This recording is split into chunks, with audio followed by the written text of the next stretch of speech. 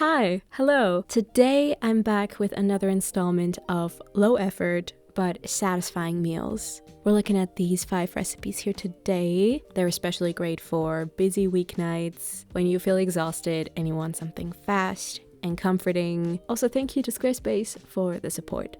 Let's start with these 5-minute spicy miso butter noodles, inspired by a TikTok I saved a while back. In a medium pot, bring some water and salt up to a boil. I pre-boiled the water here to save some time. Then add 1 serving of quick cooking noodles. I'm going with udon. Meanwhile, chop up 1 to 2 spring onions. Then grab your serving bowl and add all the ingredients for the sauce. White miso paste, gochujang, vegan butter, light soy sauce, a mild vinegar, I'm going for white wine vinegar, maple syrup or rice syrup, the chopped spring onion, and some roasted sesame seeds. Last but not least, add a ladle of the hot, starchy noodle water, and then mix everything in hopes that the butter melts and the miso kind of dissolves, and you have a nice sauce. I added another splash of the water just to thin it out a bit more. Now back to the noodles for a second. At the very last minute, you're going to add a few handfuls of fresh baby spinach, which is going to wilt down within a few seconds. Drain this and transfer to the bowl with the sauce. And the sauce might seem a bit liquidy, but the udon is really going to soak it all up. I'm topping this with some more sesame seeds.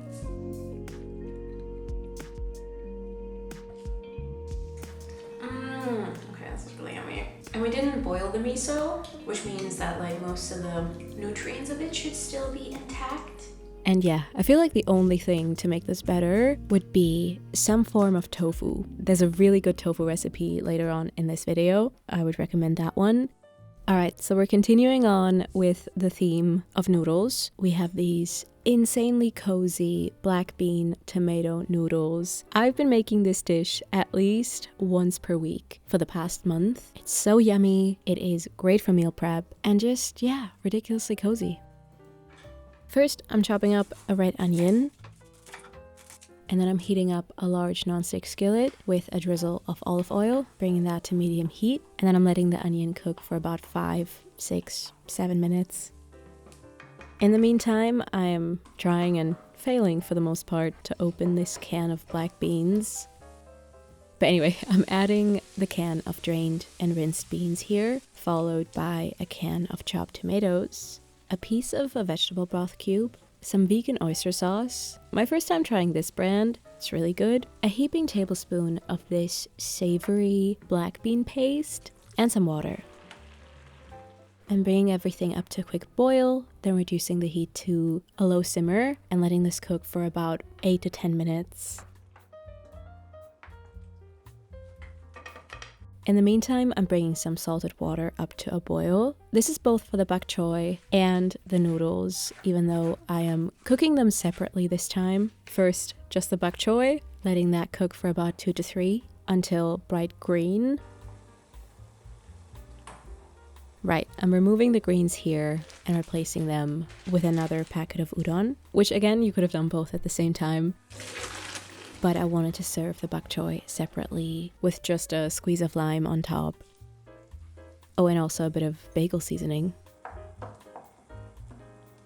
I'm finishing up the sauce by taste testing it, adding a little bit of maple syrup for the flavor, and also some more water to thin out the consistency. This does look a lot like jjajangmyeon, but I don't think it's exactly the same thing, but definitely still inspired by it and a lot more low effort than what I cooked recently, which I feel like in my opinion was a lot closer to the real thing, but both are delicious. Morning, White. I'd go casual today. Morning, everyone. That's funny. Take that sweatshirt off!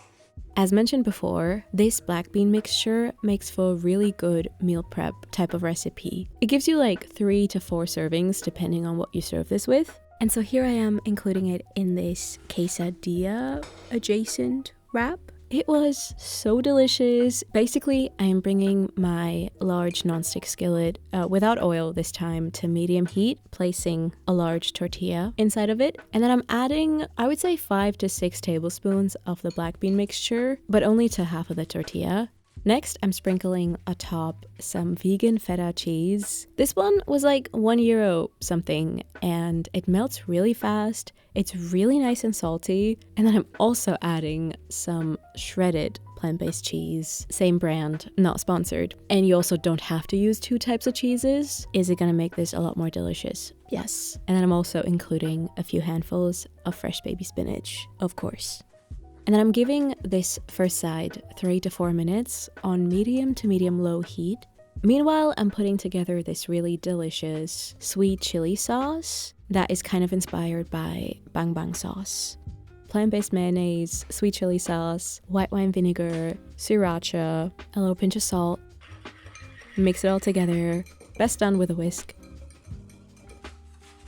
Pro tip for flipping the tortilla, if it's as big as this one, use 2 spatulas. I was going to use the sauce as a dipping sauce, but I feel like the wraps turned out so juicy that would have been too much, so I only drizzled a little bit on top, followed by a sprinkle of spring onion. One of the yummiest breakfasts I've made in a while. But I mean, you could have this for lunch or dinner as well, and feel free to make multiple, use up more of the beans. Wow. Okay, next up, we're talking about this tofu that I prepared using a new to me method, which gives the tofu a very spongy, almost meaty texture, and that would be boiling the tofu. But the key is to boil it in heavily salted water.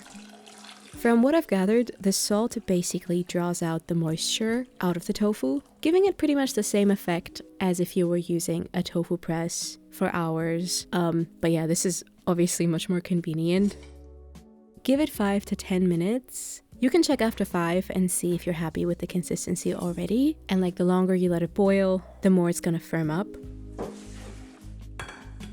And then I'm preparing it the way I would normally, coating it in cornstarch. Would not recommend to use your fingers here. And then I'm cooking it in some vegetable oil over medium to medium high until nice and golden brown from all sides. And then I'm seasoning everything with a selection of condiments I thought would go well together. Soy sauce, sriracha, ketchup, and white wine vinegar.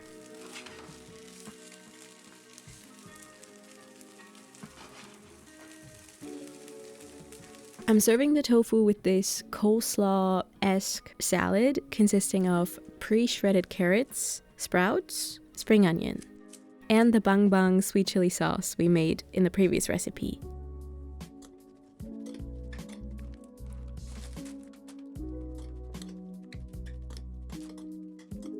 Also, of course, some sticky rice. I guess just some greens are missing here. Feel free to add that.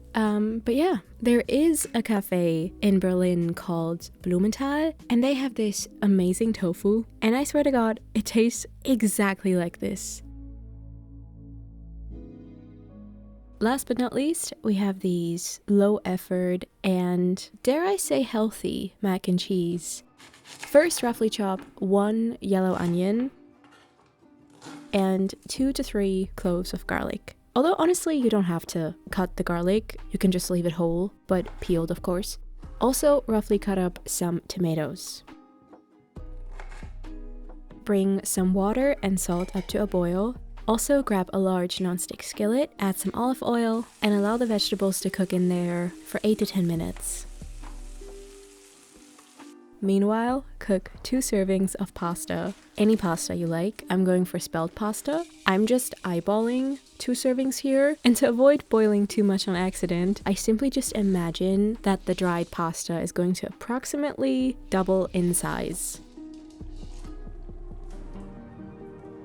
Also, while it's cooking, make sure to reserve about half a cup of the pasta water. And now inside a food processor or a small blender, blend together all the ingredients for the sauce. The cooked veggies, silken tofu, light miso paste, white wine vinegar, some of the plant-based oyster sauce, and the reserved pasta water.